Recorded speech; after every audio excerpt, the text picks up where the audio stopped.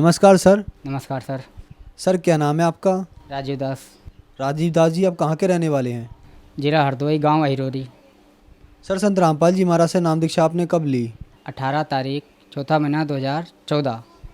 Sir संत रामपाल जी महाराज से नाम दीक्षा लेने से पहले क्या आप कोई भक्ति साधनाएं भी करते थे? हाँ जी, भक्ति करते थे हम। जय दुर्गा जी की पूजा करते थे, नवरात्र व्रत रहते थे, दर्शनों पे जाते थे, तीर्थ पे। तो फिर क्या कारण बना कि आप संत रामपाल जी महाराज की शरण में आए? उस टाइम पे भक्ति भी करते थे, लेकिन मेरे पिताजी थे वो बहुत परेशान रहते थे, सांस की दिक्कत थी उनको और बहुत परेशानी, उनकी दवाई भी हम बहुत करवाते थे लेकिन उन्हें कोई लाभ नहीं मिला। तो हम सारा कुछ भूल चुके थे, अब हम किसी की भक्ति नहीं करेंगे। हम इतनी भक्ति करते थे देवी देवता की, फिर भी आज हमें इतना दुख दिया।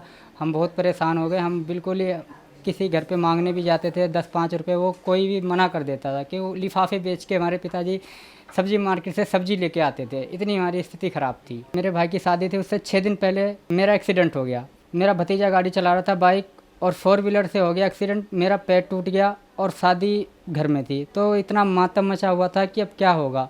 तो वहाँ के लोग यही कहते थे कि ये जो 2 बाइक वाले हैं बचे नहीं होंगे, क्योंकि उसकी जो चेंचिस होती है वो बिल्कुल टूट चुकी थी। हैंडल जो थे मेरे भतीजे के पेट में घुस गए थे, और मैं 4 व्हीलर पे जाके गिरने के बाद खेतों में गिरा जाके। मेरे को होश आया तो मैं खड़ा नहीं हो पाया। फिर मैंने फ़ोन किया घर पे, तो घर वाले आया, मेरे को इलाज करवाया। वहाँ पैर में डॉक्टर ने रोड डाल दी।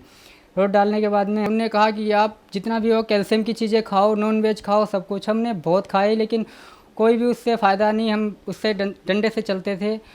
उसके बाद में हम दिल्ली आ गए। दिल्ली में भी हमने दवाई चलाई। मेरी मम्मी इतनी तबीयत ख़राब होती थी कि डॉक्टरों के पास हम जाते थे, मम्मी का लीवर ख़राब बता दिया, अल्सर बता दिया। वो कुछ खाना भी खाती थी तो वो नहीं रुकता था। पानी एक घूंट पीती तो उल्टी हो जाती थी। ऐसे करते करते इन्हें 3 महीना कुछ नहीं खाया। फिर एक भगत जी आए, भगत जी ने भाई को किताब दे के गए, और वो हमसे पूछने आए आपको मैंने किताब दी थी वो आपने पढ़ी? तो हमने कहा हमें तो कोई किताब नहीं आपने दी। तो उन्होंने कहा कि यहाँ पे और कोई भी दुकान लगाता? मैंने कहा हाँ, मेरे बड़े भाई जी हैं वो लगाते हैं। तो कह रहे आप उनसे पूछना जाके कि वो किताब कहाँ है। तो मैं घर गया, मैंने किताब पूछी भाई से, तो वो किताब हमें दी, हमने पढ़ी। धीरे धीरे संत रामपाल जी महाराज के मैंने सत्संग सुने, और मम्मी के मन में ऐसी धारणा आ गई। मम्मी ने भी कहा कि हमें गुरु बनाना है। मम्मी से मैंने कहा मम्मी जब गुरु ही बनाना है तो गुरु जी संत रामपाल जी महाराज कहते हैं कि अब बिना कोई कुछ भी नहीं करना और तुम ठीक हो जाओगे, नाम लेते ही ठीक हो जाओगे। तो हम गरीब तो थे, इलाज कराने के वो नहीं थे, लेकिन मैंने कहा ठीक मम्मी वहीं चलते हैं। सतलोक आश्रम जाके हमने संत रामपाल जी महाराज से नाम दीक्षा ली। सर आपके बताए अनुसार आप पे दुखों का पहाड़ टूटा हुआ था, तो क्या संत रामपाल जी महाराज से नाम दीक्षा लेने के बाद आपको कुछ लाभ भी प्राप्त हुए? हाँ भगत जी, लाभ हमें हुए हैं।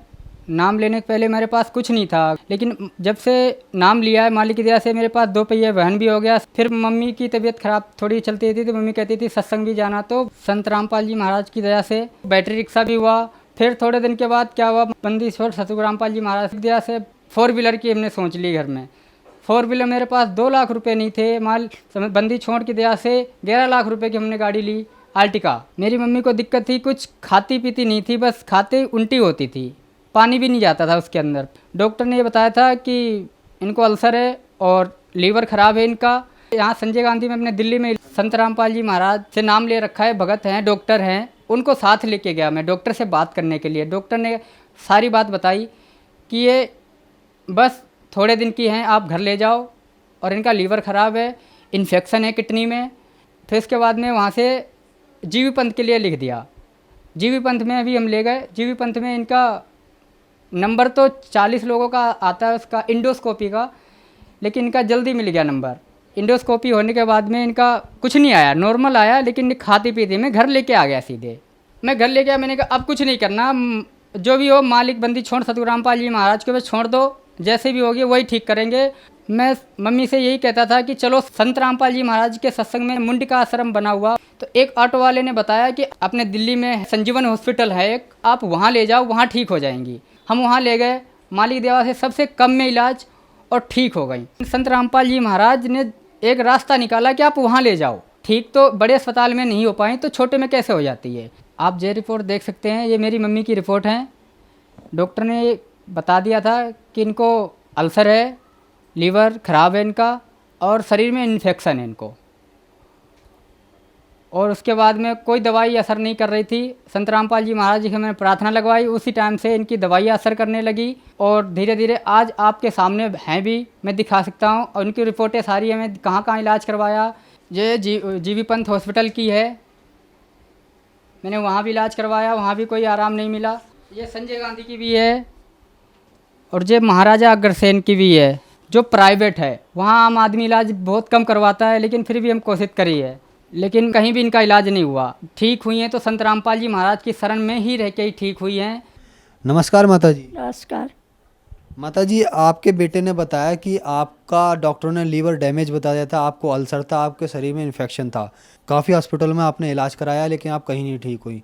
फिर संत रामपाल जी महाराज से नाम दीक्षा लेने के बाद आप ठीक हुई। क्या आपके बेटे ठीक कर रहे हैं? हाँ, ये सही कह रहे हैं। मेरी वाइफ बहुत परेशान रहती थी, वो कहती थी मेरे बच्चे नहीं, इन जो शादी जिनकी वो सब कह रहे थे बच्चे हैं, सब खुशखबरी सुना रहे सबको, तो ये मेरी वाइफ परेशान रहती थी। मैं कहता हूँ मालिक पे भरोसा रखो, आपने अभी हो सब्र रखो, सब ठीक होगा, सब कुछ मालिक पे मैंने कहा छोड़ दो। तो सत्संग में संत रामपाल जी महाराज का सत्संग सुनती थी और अभी भी सुनती हैं। तो वो सत्संग में गए हुए थे, तो वहाँ पे सत्संग समाप्त होने के बाद में भंडारा करा, उसके बाद में वो लेटी हुई थी तो आंख लग गई, सो गई। संत रामपाल जी ने दर्शन दिए कि आप माँ बन चुकी हो, आप जाओ जांच करवाओ जाके। तो मेरी वाइफ ने कहा कि हमें ऐसे ऐसे सपना आया है। तो मैंने कहा मालिक हैं, सपना क्या हकीकत भी हो सकता है।